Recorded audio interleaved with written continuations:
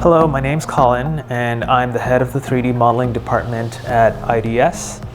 My job consists of turning 2D concept art into three-dimensional characters.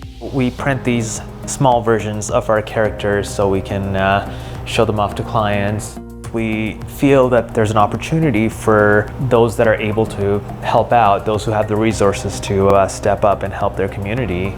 So we're just trying to retool our resources.